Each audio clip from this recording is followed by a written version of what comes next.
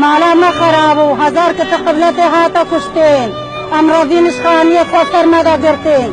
شاوابو اسما إشغيرا من واحدة في تقريرها اليوم الخميس عن ارتكاب تنظيم الدولة الإسلامية المعروفة بداعش لجريمة الإبادة الجماعية ضد الإيزيديين في سوريا والعراق، مؤكدة على سعي التنظيم تدمير الجماعة الدينية العرقية التي تضم 400 ألف شخص من خلال القتل والاستعباد الجنسي وجرائم أخرى بحسب التقرير.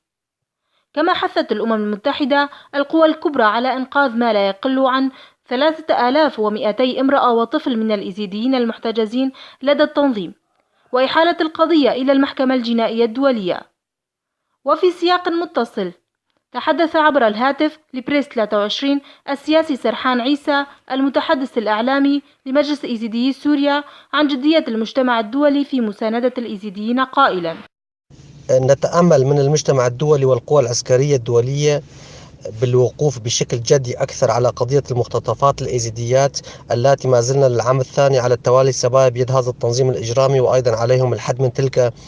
الجرائم المرتكبة بحق الإيزيديين سواء في العراق أو سوريا، وكذلك تقديم سبل الإغاثة والدعم للنازحين واللاجئين وخصوصا العالقين في اليونان من العوائل الإيزيدية حيث أعدادهم بالآلاف. كما تحدث لبريس 23 عبر الهاتف الإعلامي علي عيسو مدير المركز التعليمي لحقوق الإنسان في ألمانيا عن قرار الأمم المتحدة قائلا: